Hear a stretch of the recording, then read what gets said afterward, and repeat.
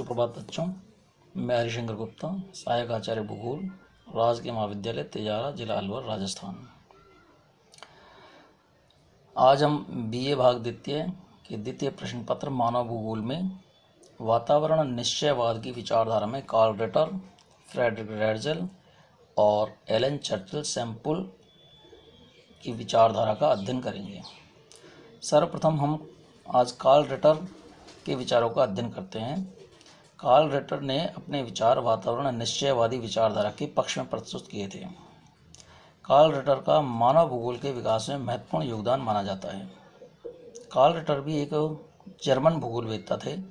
उन्होंने अपनी शिक्षा में गणित, दर्शन, इतिहास और प्राकृतिक विज्ञान का गहन अध्ययन किया था। उनकी शिक्षा पूरी करने के बाद वे 20 वर्षों तक अध्यापक का कार्य भी करते रहे।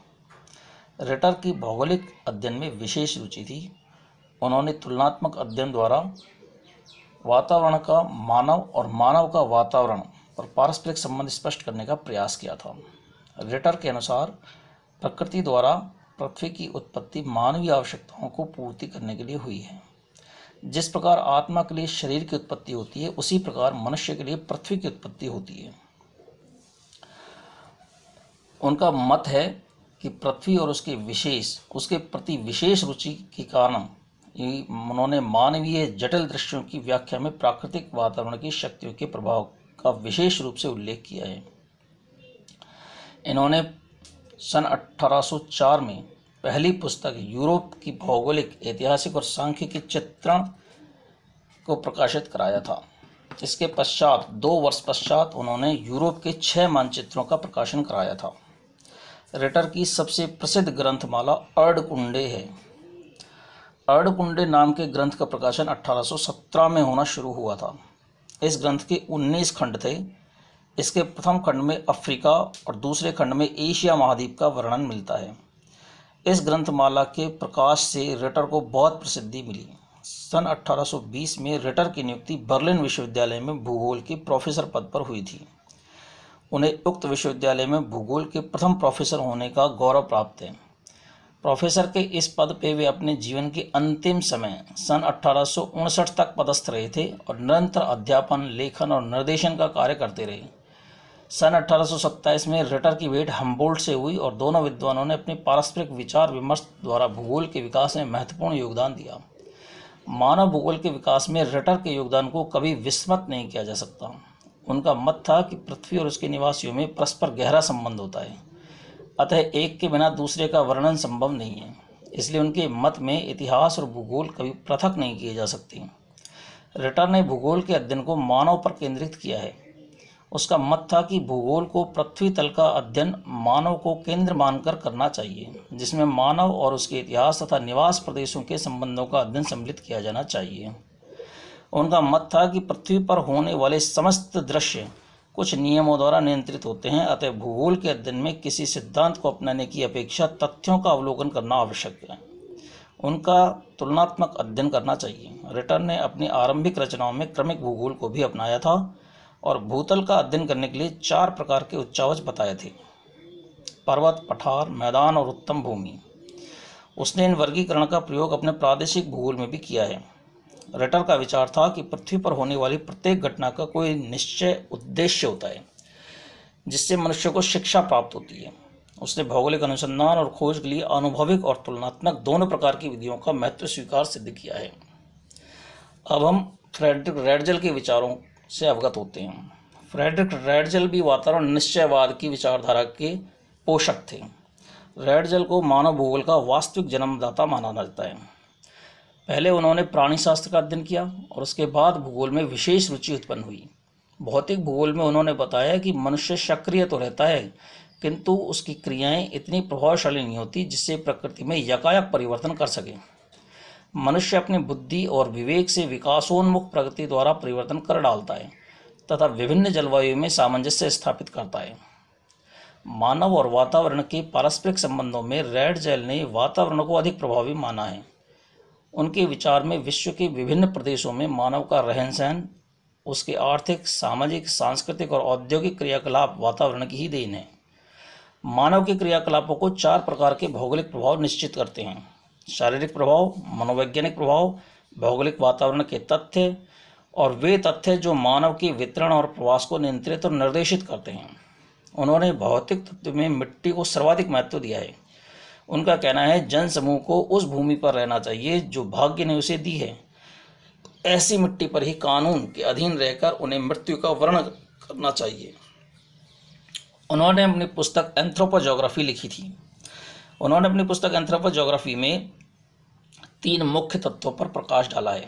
नंबर 1, पृथ्वी के धरातल पर मानवीय समूह का वितरण, जिसमें परीक्षण के आधार पर प्रजातियों, राष्ट्रीयता, भाषाओं और विभिन्न धर्मों के मानचित्र प्रस्तुत किए गए। नंबर 2, इन तथ्यों पर भौतिक वातावरण में प्रवास उपरांत पड़ने वाले प्रभावों का वर्णन। नंबर 3, भौतिक वातावरण का मनुष्य के गुणों, चरित्र और उसके समाज पर प्रभाव। इस ग्रंथ में प्रथम खंड में जनसंख्या का वितरण और उसके कारणों पर विस्तार से प्रकाश डाला गया है। द्वितीय खंड में वितरण से संबंधित तथ्यों का वर्णन किया गया है। रैडजेल ने निरीक्षण और अपनी विदेश यात्राओं के अनुभव के आधार पर यह निष्कर्ष निकाला था कि मानव समाज सदा किसी निश्चित प्राकृतिक ढांचे की सीमाओं के अंतर्गत विकसित होते हैं। एक छोटे से बीज से वे फैलते हैं और संभवतः पहुंच से बाहर हो जाते हैं। ग्लोब पर उनका एक निश्चित स्थान निर्धारित होता है और जीवित रहने और बढ़ने के लिए उनको निश्चित मात्रा में ही जगह की आवश्यकता होती है, जो जनसंख्या की वृद्धि के साथ निश्चित रूप से वृद्धि करती है, जब तक कि इसमें प्रकृति या मानव द्वारा किसी प्रकार की विघ्न बाधा उपस्थित नहीं की जाती है। वातावरण निश्चयवाद का प्रतिपादन रैडजेल ने किया था। रैडजेल ने वातावरण और मानव के पारस्परिक संबंध में वातावरण को अधिक प्रभावशाली माना था। इसी कारण उसने संसार के विभिन्न प्रदेशों के मनुष्य के रहन सहन, आर्थिक स्तर, औद्योगिक विकास और समाज की सांस्कृतिक उन्नति को वहाँ के वातावरण की ही देन बताया था। इसलिए उन्हें वातावरण निश्चयवाद का जनक भी माना जाता है। रैडजेल की प्रसिद्ध पुस्तक राजनीतिक भूगोल का प्रकाशन 1897 ईस्वी में हुआ था। इस पुस्तक में उन्होंने यह विचार प्रतिपादित किया था कि प्रत्येक राज्य मानवता का एक अंग है और वह पृथ्वी का एक भाग होता है। इस पुस्तक में भूमि एवं राज्य के अंतर संबंध, प्रवास और राज्यों का विकास, भौगोलिक स्थिति की संकल्पना, क्षेत्र की संकल्पना, सीमाएं, स्थल एवं जल के बीच के क्षेत्र में राज्यों का महत्व, जल और राज्यों के विकास में योगदान तथा पर्वतों और मैदानों का राज्यों के विकास में योगदान पर विस्तार से प्रकाश डाला गया है। ये वे तथ्य हैं जो राज्य के स्थायित्व, विस्तार और विकास की सर्वथा प्रभावित करते हैं। रैडजेल ने राज्य और समाज को एक जीवधारी माना है। उनकी मान्यता थी कि समाज वह माध्यम है जिसके द्वारा राज्य भूमि से आबद्ध होता है। भौगोलिक तथा राजनीतिक विस्तार विशेष गुणों के कारण होते हैं जो बहुधा परिवर्तनशील होते हैं तथा उनका विस्तार और संकुचन क्रमशः परिवर्तित और नियमित वृद्धि का सूचक है। इस प्रगतिशीलता का उद्देश्य सदैव दूरी या स्थान के अंतर की विजय है। इसमें राज्यों की आधारशिला का दृष्टिकोण, चाहे वो घुमक्कड़ चरवाहों का हो अथवा स्थायी कृषि करने वाले लोगों का हो, अपनाया जाता है। रैडजेल ने राज्यों के अंतर्गत आवास योग्य तथा आवास के अयोग्य क्षेत्रों का विश्व वितरण भी प्रस्तुत किया है। आवास योग्य क्षेत्रों के सीमांत भागों में विश्व के अनेक अर्धविकसित निवासी रहते हैं, जैसे एस्किमो उत्तरी गोलार्ध में, दक्षिणी गोलार्ध में बुशमैन। इन जातियों का वर्णन करते समय प्राकृतिक प्रतिबंधों अथवा सुविधाओं और मार्गों के स्वरूपों का भी उल्लेख किया है। समशीतोष्ण क्षेत्रों में जलवायु मानव सभ्यता एवं उसके आवास को व्यापक रूप से प्रभावित करती है।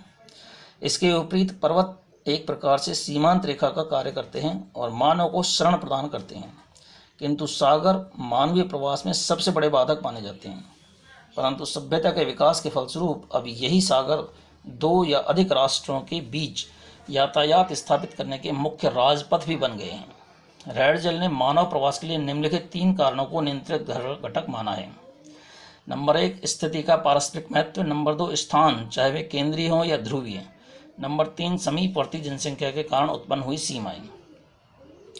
मानव भूगोल के विकास में रैडजेल का अत्यधिक योगदान रहा है। उन्होंने ही सबसे पहले सांस्कृतिक स्थलाकृति की संकल्पना की और मानव भूगोल में उसे समाविष्ट किया। उन्होंने ही सर्वप्रथम अपनी पुस्तक एंथ्रोपोजोग्राफी में खेतों के क्रम, उनके वर्गीकरण, गांवों की संरचना एवं प्रारूप तथा नगरों के विकास और परिवहन के मार्गों के वितरण पर विस्तृत प्रकाश डाला है। उन्होंने जातियों, भाषा तथा धर्म का भौगोलिक विश्लेषण कर मानव भूगोलवेत्ताओं के लिए आधारभूत क्षेत्र तैयार किया। संपूर्ण मानव जातियों का वर्णन पृथ्वी के संदर्भ में एक इकाई के रूप में कर पार्थिव एकता के सिद्धांत का प्रतिपादन किया और मानव भूगोल को एक सम्मानजनक स्थान दिलाने के लिए उनका महत्वपूर्ण योगदान है। उनकी धारणा थी कि मानव क्रियाकलाप निश्चित रूप से उसके चारों ओर के भौगोलिक वातावरण की शक्तियों द्वारा प्रभावित होते हैं। यह विचारधारा निश्चयवाद की प्रतीक है। अतः कहा जा सकता है कि रिटर की तरह ही रैडजल भी पृथ्वी की घटनाओं और भूदृश्यों तथा मानव के पारस्परिक संबंध मानते थे। उनकी मान्यता थी कि संपूर्ण पृथ्वी एक एकीकृत इकाई है और पृथ्वी के विभिन्न तत्व पारस्परिक रूप से एक दूसरे को प्रभावित करते हैं। किंतु रैडजल और रिटर के विचारों में निम्नलिखित दो मुख्य अंतर हैं। नंबर 1, रैडजल ने मानव भूगोल का अध्ययन प्रादेशिक रूप से न कर क्रमबद्ध रूप से किया है। नंबर 2, रैडजल ने डार्विन के प्राकृतिक चयन पर आधारित विकासवाद को अपनाया है, जिसमें मनुष्य को जीव के रूप में विकास का अंतिम रूप माना गया है। रैडजल के ग्रंथ वॉल्कर कुंडे का अनुवाद अंग्रेजी भाषा में भी हुआ है। इसमें विश्व की मानव प्रजातियों और राष्ट्रों का विशद वर्णन है। इनके अन्य ग्रंथ जर्मन भाषा में थे। रैडजल की प्रतिभा और प्रशंसा करते हुए फ्रांसीसी विद्वान ब्रुंश ने मानव भूगोल नामक अपनी पुस्तक में लिखा है कि कोई भी भूगोलवेत्ता इतिहास, अर्थशास्त्र, दर्शन शास्त्र की उच्च शिक्षा प्राप्त किए बिना मानव भूगोल का शास्त्री नहीं हो सकता। और इस विषय में रैडजल का मस्तिष्क निश्चित ही सुसंपन्न था।